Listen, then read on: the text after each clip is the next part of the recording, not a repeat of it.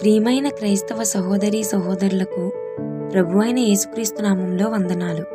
ప్రభువు ఈ లోకాన్ని ఎంతో ప్రేమించి తన చేతులతో చేసిన మనిషి అపవాది వలన మోసపోయి పాపంలో చిక్కుకొని వేదన పడడం చూసి మనిషిని ఆ పాపభారం నుండి విడిపించి మరలా తన చెంతకు వారిని నడిపించాలనే ప్రణాళికతో ఆ దేవాది దేవుడే తన మహిమనంతా విడిచిపెట్టి ఈ లోకంలో దీనుడిగా ఏమీ లేనివాడిగా రక్తమాంసాలతో మనిషిగా పుట్టి పాపం లేని వ్యక్తిగా జీవించి ఎంతో మందిని తన వైపుకు ఆకర్షించుకుని మనుషులందరి రక్షణ కొరకు సిలువలో మరణించి తనతో పాటు నిత్యము వారిని జీవంలో ఉంచాలని ఆయన మరణాన్ని గెలిచి మృత్యుంజయుడై లేచి తన శిష్యులను తన రాజ్య వ్యాప్తి కొరకు సిద్ధపరిచాడు.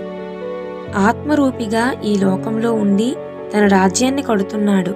అయితే అపవాది వాడి రాజ్యం కూల్చబడడం, దేవుని రాజ్యం కట్టబడడం చూసి ఓర్వలేక దేవుని పిల్లలుగా పిలువబడుతున్న కొంతమందిని వాడు ఆకర్షించి క్రైస్తవులుగా చలామణి అవుతూనే నీతి బోధకుల వేషం వేసుకుని ధనానికి పేరుకు లోబడిపోయే కొంతమందిని వారు ఏర్పాటు చేసుకుని దేవుని సంఘాన్ని అనేక దుర్బోధల్లో చిక్కుకునేలా చేసి దేవుని పిల్లలను మరలా త్రోవ తప్పిస్తూ తన రాజ్యాన్ని పెంచుకుంటున్నాడు.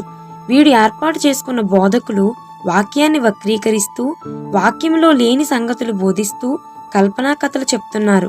కొంతమంది అయితే తమను రక్షించిన క్రీస్తుకు కూడా వ్యతిరేకంగా ఆయన మహిమను ప్రభావాన్ని తగ్గించి మాట్లాడుతూ సంఘాన్ని క్రీస్తుకు పరిశుద్ధాత్మకు దూరంగా తీసుకుపోతూ లోకం వైపు ఆకర్షిస్తూ అపవాదికి పరిచారకులుగా తయారయ్యారు. క్రైస్తవుడా జాగ్రత్త! నిన్ను ఏ సేవకుడు కానీ, ఏ డినామినేషన్ కానీ, ఏ వ్యవస్థాపకుడు కానీ రక్షించలేదు. నిన్ను రక్షించింది, నీ కొరకు ప్రాణం పెట్టింది యేసు మాత్రమే.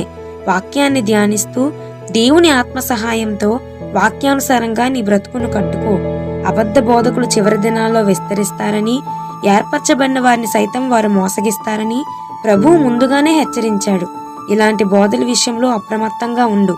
క్రీస్తు బోధన కాకుండా వేరొక బోధన తీసుకొచ్చే వారికి వందనాలు కూడా చెప్పవద్దని ప్రభువు చెప్పాడు. కాబట్టి నిన్ను నీవు వాక్యానుసారంగా కట్టుకో. నీ చుట్టూ ఉన్న సహోదరులు వీటిలో చిక్కుకొని అపవాది రాజ్యంలో చేరకుండా వారికి కూడా ఈ బోధల గురించి నీకు తెలిసిన మాటలు చెప్పు. నీవు, నీ కుటుంబం, నీ సంఘం, ఆయన రక్తంలో కడగబడిన సార్వత్రిక సంఘంలో ఉన్న ప్రతి ఒక్కరూ దేవుని రాజ్యం నుండి వేరుపడకుండా ఆయనతో సహవాసంలో ఉండేలా ప్రార్థించు, ప్రయాసపడు. ప్రభువు మనందరినీ దుర్బోధన వలలో పడకుండా కాపాడునుగాక. ఆమెన్.